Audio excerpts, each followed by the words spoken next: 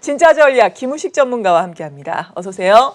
안녕하십니까? 네, 사실 뭐 경제 지표라든지 시장에서 뭐 여러 가지 시그널이 나올 때 이 절대적인 수치 같은 것도 중요하지만 시장이 어떻게 받아들이냐도 상당히 그렇죠. 중요하잖아요. 네네. 경기가 회복되고 있다, 상당히 긍정적인 부분인데 여기에 또 인플레이션에 대한 우려감이 또 악재가 되고 있어요. 어떻게 봐야 될까요? 아, 시장이 굉장히 그 변동성이 큽니다. 네. 예, 호재가 악재가 되기도 하고, 심지어 악재가 호재가 되기도 그렇죠. 하고. 왜냐하면 우리가 코로나 이런 시대가 올 것이라고 누가 예상을 했겠습니까? 맞아요. 한 번도 겪어본 적이 없는 상황이기 때문에 이건 뭐 어느 국가나 다 지금 굉장히 어려워하고 중앙은행들, 연준도 지금 대응하기가 난감할 겁니다. 네. 또 연준 말도 잘 안 믿고 사람들이 그런 분위기가 됐어요. 간밤에 미증시는 진짜 죽다 살아난 것 같아요. 네. 다운은 밀렸지만은 사실 필라델피아 반도체 지수가 우리에게 중요하지 않습니까? 그렇죠. 이게 3% 개파락했거든요. 아. 3% 개파락했다가 거의 뭐 플러스를 냈으니까 저점 대비해서 필라델피아 반도체 지수가 3% 급등 나온 거예요. 어떻게 네. 보면 양봉이 나왔고, 아까 이제 그 나스닥 같은 경우도 약보합으로 끝났지만은 개파락 2% 이상 개파락을 맞아요. 했거든요. 이것도 죽다 살아난 거예요. 그래서 뭔가 약간 변화에 또 조짐이 보이기는 하는데 조금은 더 지켜봐야 되겠다는 말씀을 좀 드리면서 시작하겠는데요. 제가 2주 만에 나왔습니다. 네. 한 주 지난 그 5월 5일 어린이날 쉬고 쉬었죠. 예. 나왔지 않습니까? 근데 지수는 사실 크게 변한 것도 없고, 그저께 사상 최고치를 기록했어요. 근데 그 안에 시장을 들여다보면은 한 강산이 한 10대 번 변한 것 같습니다. 굉장히 종목들이 섹터들 흐름이 가파르게 변하고 있기 때문에 네. 오늘 시장 또 내일 시장을 또 함부로 예측하기가 힘들 정도로 시장이 좀 가파르게 움직이고 있는 것을 좀 감안을 해야 되겠고, 우선 제가 한 가지를 좀 보여드리는 그림은 뭐냐면 어제 외국인이 대규모 매도가 나왔어요. 2조 이상의 매도가 나왔고 그러니까요. 거래소에만 2조 이상 나왔거든요. 네. 코스닥 합하면 뭐 어마어마한 숫자가 나온 거죠. 근데 올해 들어서 외국인들이 이런 흐름을 한 번씩 보이는데 이 몇 번 있었냐 하면 3번 정도 있었습니다. 네. 1월 말에 보면 한 3일 정도 연속으로 해서 총 5조 6천억이 나왔고요. 이게 1월 말이고, 그 다음에 그 2월 말에 2조 8천억 하루에, 이게 아마 사상 최대일 겁니다. 가장 많이 나왔고, 그리고 어제 외국인이 2조가 나왔어요. 네. 하루에. 그렇죠. 이게 도대체 무슨 일이 있었길래 이 정도 금액이 나왔던가 보면 유사한 점이 있거든요. 지난 1월 말에 그때 급락이 나오면서 한 4일 정도 급락이 나오면서 외국인 매도가 5조 쏟아졌던 것은 그때는 경기 회복 둔화 어떤 경계감이 강했어요. 그러면서 연준은 왜 가만히 있냐, 이럴 때 좀 뭔가 풀어줘야 되는 거 아니냐, 이런 얘기가 있었거든요. 뭐 올라가든 내려가든 연준은 욕먹을 수밖에 없는 상황입니다. 네. 어쨌든 연준은 관망하고 있어요. 그런 과정 속에서 게임스탑이 또 그때 시세를 많이 교란을 했었는데 이런 불안한 상황에서 급락이 한번 나왔고, 2월 말은 기억나실 겁니다. 그때 그 10년만 미국 10년만기 국채금리가 한 1.56 막 돌파 나오면서 굉장히 우려감이 컸었던 금리 인상 우려가 강하게 나오면서 2월 말에 한 번 또 휘청하면서 외국인 매도가 많이 나왔고, 이번에 똑같죠? 고용지표 쇼크도 있었지만 요건 뭐 약간 다른 특징이 있었고, 금리 인상 우려가 또 나온 겁니다. 인플레 우려가 나오다 보니까 자연스럽게 금리 인상 우려가 연결될 수밖에 없는 것이고, 이게 또 외국인의 매도를 자극한 게 아닌가 하는 생각이 듭니다. 이 부분은 제가 또 뭐 뒤에 말씀을 좀 드리겠지만은 약간 더 완화되는 느낌. 외국인 매도가 한 2조 이상 나오면 그 다음 날은 또 별로 안 팔더라고요. 네. 왜냐하면 한번 리스크 관리를 해야 되겠다고 느끼면은 그날 왕창 팔아버리고 그 다음날 좀 뜸해집니다. 그걸 감안하면 오늘 외국인 매도세는 당연히 이만큼은 안 나올 것이라는 말씀을 드리겠고, 외국인 매도가 많이 나올 경우는 항상 그렇지만은 이런 굵직굵직한 경기 관련, 그다음에 금리 관련 이런 이슈가 나올 때 대규모로 한 번씩 나오더라. 요걸 좀 기억하시면 좋을 것 같고요. 자, 요렇게 이제 그래도 지수는 뭐 이미 사상 최고가 한번 기록했었고, 거기다가 경기 민감 관련주들이 계속 강세를 보이지 않습니까? 네. 어제 뭐 장이 다 무너지는 것 같은데 뭐 출강주라든지 소비주 일부는 또 그렇죠. 올라가는 모습. 예. 예. 약간 그것도 또 약간 오바의 느낌도 들긴 하지만 어쨌든 갈 쪽이 없으니까, 갈 만한 게 없으니까 그쪽으로 몰린 거예요. 어쨌든 시장은 이렇게 좀 강세를 보이는 국면도 있고 또 시장도 많이 올라와 있는 것, 여러 가지 이런 현상들이 나타나는 게 이것 때문이죠. 이 그림 때문이다. 결국은 이 백신 접종 추이를 보는 게 중요할 것 같은데요. 이 방향으로 시장이 가고 있는 거죠. 백신이 많이 풀리면서 접종 속도를 높여가면서 경기가 회복되고 코로나 상황이 정상화되고 이런 과정 속에서 아무래도 호재로 작용하는 어떤 섹터들이 강세를 보이고 있는 겁니다. 지금 그 미국이 한 50%입니다. 네. 한 번이라도 그 접종을 받은 사람이 지금 50%인데 조금 고민하고 있죠. 왜냐하면 약간 속도가 늦어지고 있지 않습니까? 그렇죠. 안 맞는다 하는 사람들도 예, 많고. 맞을 사람들은 빨리 맞았는데 안 맞는 사람들은 또 버티고 있어요. 맞아요. 그러다 보니까 여러 가지 막 유인책을 씁니다. 뭐 뉴욕에서는 뭐 지하철 카드를 준다든지 이런 것도 하고 있고 여러 가지 유인책을 씀에도 불구하고 안 되고 있습니다. 해서 지금 연령대를 지금 12세에서 15세에도 화이자 백신을 긴급 사용하는 것을 승인했거든요. 그럼 학생들 맞춘다는 겁니다. 네. 아마 요게 또 속도감을 높일 것 같은데 50% 정도에서 목표는 1월 4일 독립기념일까지 최소한 70%까지 높이겠다는 건데 빠듯합니다. 야, 그래도 미국이 이렇게 지금 보면 좀 남거든요, 많이. 그래서 좀 다른 나라 좀 주면 좋겠는데 꽁꽁 싸매고 있습니다. 그래서 일단 그건 좀 두고 봐야 되겠고. 어쨌든 이런 추세, 우리 한국 같은 경우는 지금 한 7, 8%예요. 좀 네. 올라왔죠? 근데 약간 수급에 문제가 생겼다 그랬는데 호재거리가 하나 생겼습니다. 삼성 바이오가 지금 8월부터 화이자 물량을 맞아요. 생산한다는 소식이 전해졌잖아요. 네, CMO. 예, 요거는 이제 뭐 당장은 아니지만은 하반기까지 좀 숨통이 들 만한 어떤 기사가 아닌가 하는 생각이 듭니다. 네. 그래서 우리도 미국이 넘치기 때문에 그게 그냥 있겠습니까? 다 수출이 되겠죠. 인접 국가, 그 다음 나중에 더 주변을 펼쳐질 것 같은데 그러면 전 세계 글로벌 이 접종 추이는 점점 빨라지지 않을까. 그래서 하반기로 넘어갈수록 관련주들 같은 경우도 계속 영향을 받을 수 있다는 생각이 듭니다. 그래서 이런 부분은 굉장히 좋은 부분이고 그리고 이제 백신이 왜 그 중요하냐면 여기 그 세계 경제 전망 수치 하나 나온 게 있는데 여기 보시면 그 유달리 미국 쪽이 좀 세요. 네. 이게 5월부터 지금 나온 수치를 보면 6.6% 수정된 건데 영국이 또 한 6% 정도 이 정도가 나오는데 다른 국가들보다도 경제 성장 전망이 좋은 국가를 보면은 백신 접종 속도가 빠른 쪽입니다. 아무래도 이쪽이 좀 빠르고 아시아권을 보시면은 조금 부족해요. 아시아권 보시면은 아무래도 지금 우리나라도 그렇고 일본도 지금 한 자리 숫자지 않습니까? 그러다 보니까 백신 속도가 지금 접종 속도가 빠른 쪽에 경제 성장을 좀 더 기대하고 있는 분위기. 요건 당연한 것이고. 네. 자, 여기까지는 좋은데 문제가 이제 뭐 이렇게 경기가 풀리고 돈이 풀리고 하다 보니까 자산시장 뭐 버블이 가까울 정도로 인플레 때문에 지금 굉장히 고생을 하고 있습니다. 어저께 나왔던 그 중국의 4월 물가 지표를 보시면은 가파르게 올라가죠. 예, 생산자 물가 지수 같은 그러네요. 경우는 6.8%까지 올라왔거든요. 물론 이제 그 전달보다 요 올라온 폭은 조금 둔화됐습니다만은 전체적으로 올라온 이 폭을 보면은 거의 한 3년 반 만에 최고치로 지금 올라오고 있다는 얘기가 있습니다. 소비자 물가 지수 같은 경우는 조금 그 둔화가 되고 있는데 생산자 물가 지수가 워낙에 올라오니까 이게 글로벌 전체 인플레를 또 촉발시키지 않겠는가 하는 우려감이 나오는데 그 중국 증시는 근데 올라버렸어요, 어제. 네. 이게 어떻게 된 것인가를 보니까 마침 또 다른 통계가 하나 나왔는데 어떤 통계요?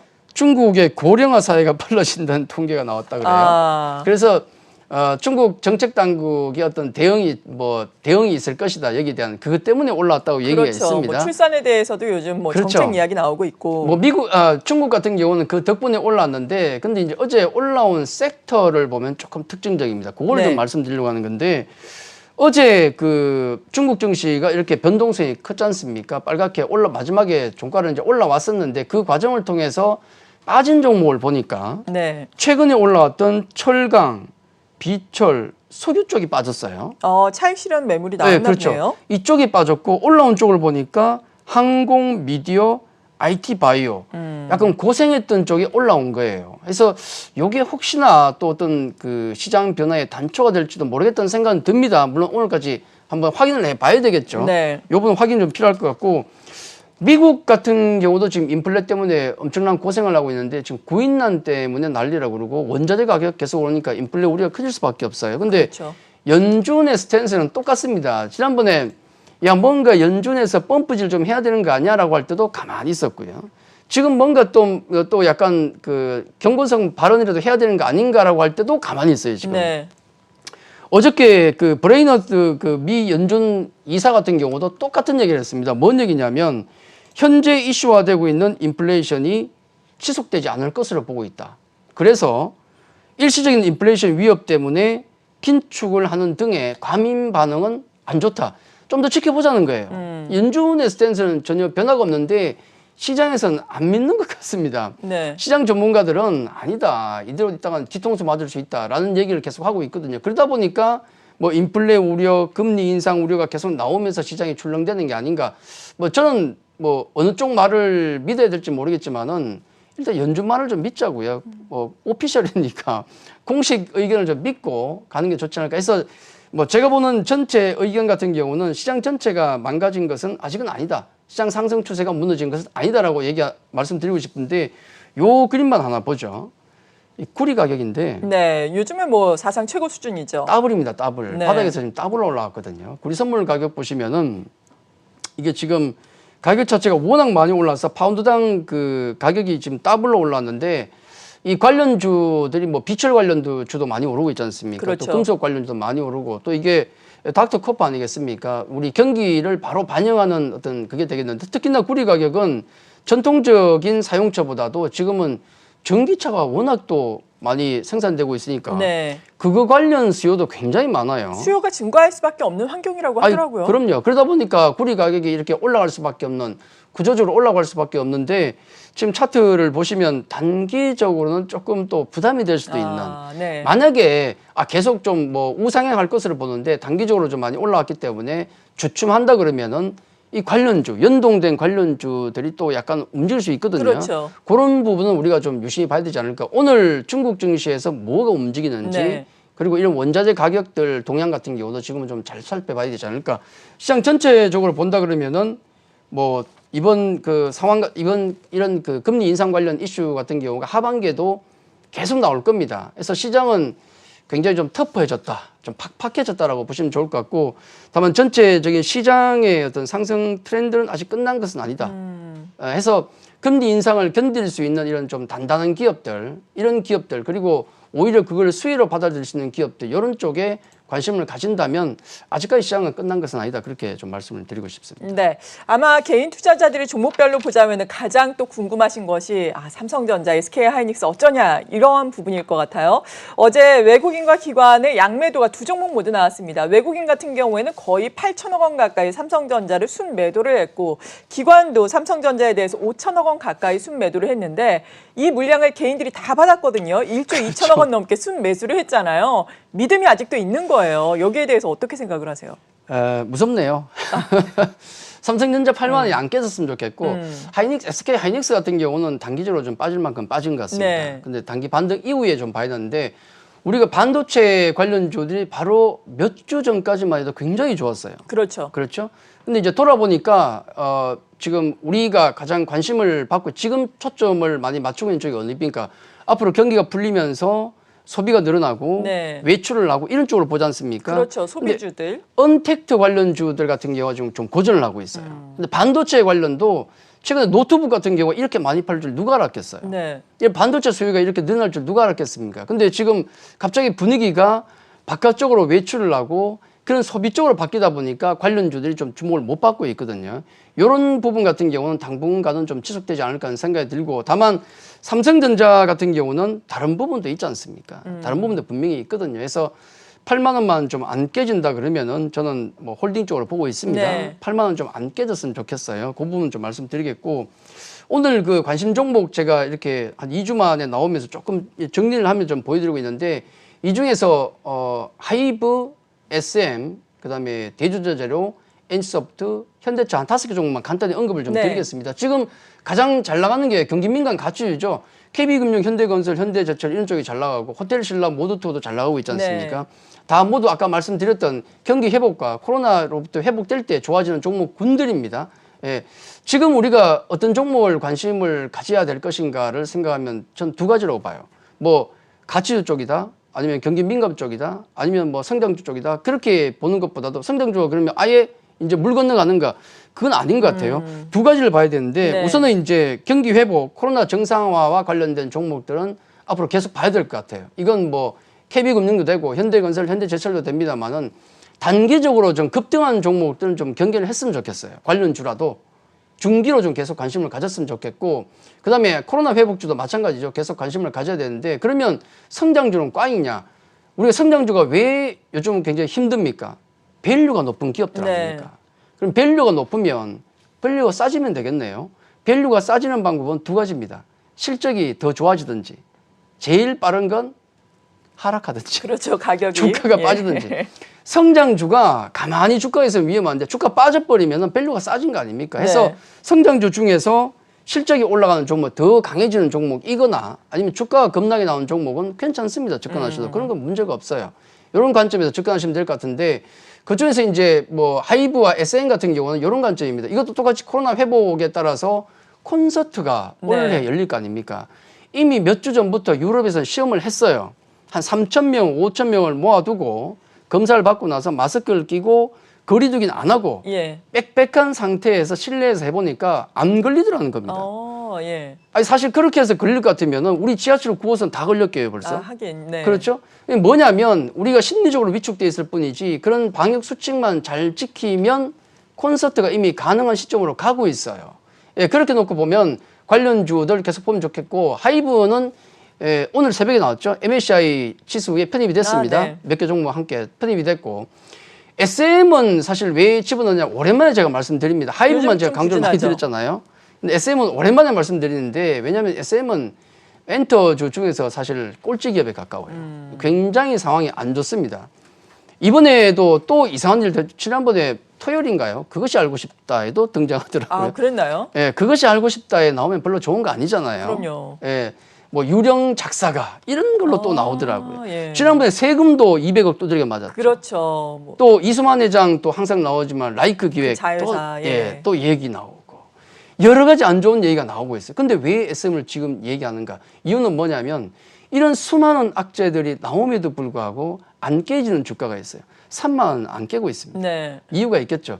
콘크리트 바닥이라는 거예요. 근데 지금 마침 뭐 호재거리들은 나오고 있습니다. 아까 이제 콘서트 같은 경우 하반기에 이제 열 것이고, 그 다음에 NCT 드림이라든지 또 에스파라든지 다시 관련 아티스트들 활동이 컴백이 진행되고 있죠. 전체 엔터주를 살펴보시면은 트와이스가 6월이고요. 세븐틴, 하이브의 세븐틴도 6월에 컴백을 합니다. 그리고 네. 하이브의 이제 BTS 같은 경우는 5월에 컴백이에요. 21일 날. 그렇기 때문에 엔터주들 지금 많이 고생을 했었는데 충분히 움직일 수 있다. 밸류가 높다? 그러면 적게 먹으면 되죠. 예, 그런 관점에서 접근하시면 좋을 것 같고.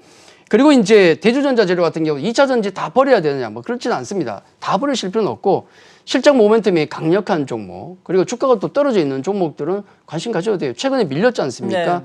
거기다 대주전자 재료 같은 경우는 지금 LG 쪽에서 지분을 투자하려고 지금 한다는 얘기가 계속 나오고 있죠. 거의 뭐 오피셜에 가깝습니다. 왜냐하면 이 대주전자 재료의 응급 재료 같은 경우가 지금 굉장히 곽광을 받을 가능성이 높다. 왜냐하면 이 2차 전지 관련주들이 지금 굉장히 지금 경쟁이 심해지고 있어요. 글로벌 전체적으로. 경쟁이 심해지고 있기 때문에 이 거리를, 주행 거리를 높이는 또 성능을 높이는 각종 방법을 연구하고 있는데 그중에 가장 확실한 방법이 이 실리콘 보조제입니다. 이건 가장 확실하기 때문에 대전자 재료 같은 경우는 실적이 괄목상대하게 늘어날 수밖에 없다. 주가 빠지면 관심 가져도 좋겠다는 말씀을 드리겠고 네. 그리고 NC소프트와 현대차인데 현대차 반도체가 지금 수급이 딸려서 좀 아쉽지. 그렇죠. 국내 점유율이 지금 90%에 육박해요. 싹쓸이 하고 있고 미국에서 성적이 얼마나 좋습니까? 이런 걸 감안하면 현대차 같은 경우 꾸준히 관심을 가져야 되겠고 NC 같은 경우도 진짜 악재의 홍수였거든요. 악재가 다 나올 건 나온 건가요? 그렇죠. 100만 원 넘어서면서 악재의 홍수 속에서 고생을 했습니다. 심지어는 뭐 트럭으로 뭐 거기서 데모도 하고 시위도 하고 불매 운동했죠. 거기다 또 확률형 아이템 규제 국회에 지금 발의되어 있습니다. 그것도 통과할 거고요.